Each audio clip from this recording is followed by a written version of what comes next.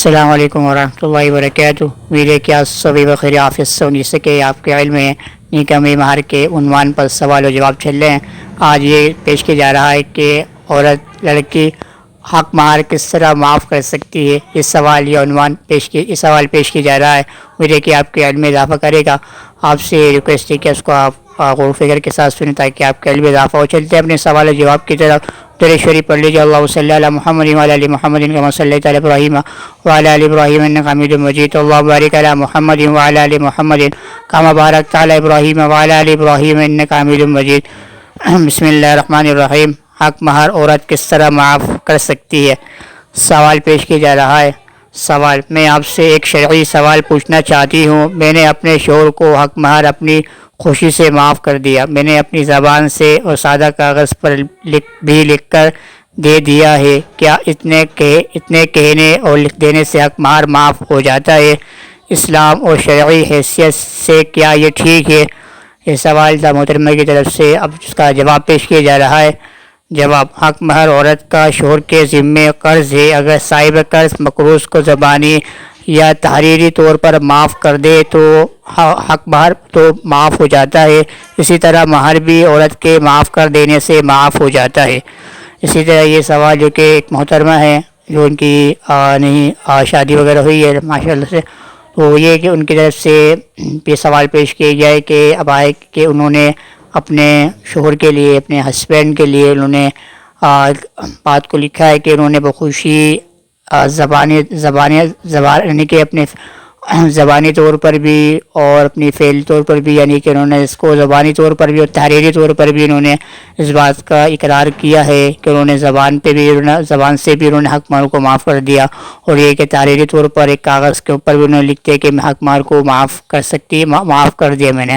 تو ان کو یہ شبہ ہے کہ آئے کہ اس صورت میں حق مہر معاف ہو جائے گا یا نہیں ہوگا، یا کچھ اور چیزیں کرنی پڑیں گی جس کی وجہ سے حق مہر معاف ہوگا یا نہیں ہوگا۔ تو یہ ماشاءاللہ انہوں نے سوال پیش کیا ہے، ماشاءاللہ نیک خاتون معلوم ہوتی ہیں۔ تو یہ کہ انہوں نے اس کا یہ سوال تھا جو کہ ایک محترمے کی طرف سے ان خاتون کی طرف سے پیش کیا گیا۔ اب اس کا یہ جواب دیا جا رہا ہے کہ جو آپ نے حق مہر جو زبانی طور پر جو لکھا یہ بھی درست ہے، اور جو تحریری طور پر آپ نے معاف کیا ہے، دونوں فعل آپ کے درست ہیں، کیونکہ مہر جو کہ ایک تحفہ ہے جو کہ لڑکے کے مرد کے ذمے، شوہر کے ذمے، لڑکی شوہر کے ذمے قرض ہوتا ہے، جو کہ وہ جس طرح باقی قرض ہوتے ہیں، باقی قرض کی ادائیگی واجب الادا ہے۔ اگر وہ اس کا انتقال ہو جائے تو اس صورت میں بھی اس کے طریقے سے اس کو مہر دیا جائے گا۔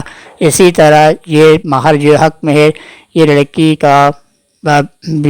کا شوہر کے اوپر کیا یہ حق ہے۔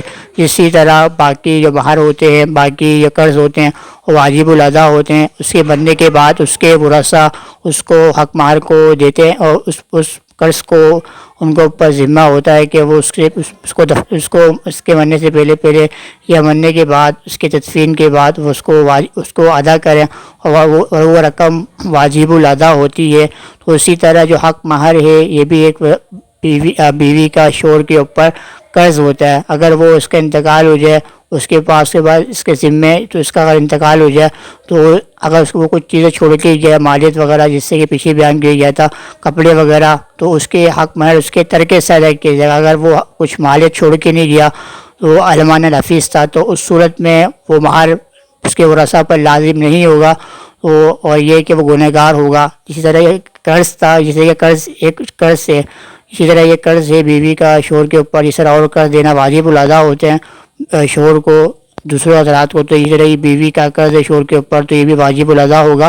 اگر وہ بیوی جیسے کہ دوسرے قرض خواہ ہوتا ہے، وہ اگر معاف کر دے تو وہ مقروض سے معاف ہو جاتا ہے۔ اسی طرح جیسے کہ یہاں پر بھی عورت کا ایک قرض ہے اس کے شوہر کے اوپر، عورت قرض خواہ ہے، مرد مقروض ہے۔ اسی طرح یہاں پر بھی عورت معاف کر دے تو یہ مقروض جو اس کا ہسبینڈ ہے، شوہر ہے، وہ مقروض ہے، تو اسی طرح یہ قرض بھی اس سے معاف ہو جائے گا۔ تو اسی طرح کوئی آپ نے تحریری طور پر جو نے لکھا ہے زبانی طور پر، تو اسی طرح زبانی طور پر لکھیں، یہ تحریری طور پر لکھیں، اور اس صورت میں کہ وہ بخوشی لکھیں، کسی کا زور نہ ہو، تو اس صورت میں حق مہر معاف ہو سکتا ہے۔ ہماری امید ہے کہ آپ کی بات واضح ہو گئی ہوگی۔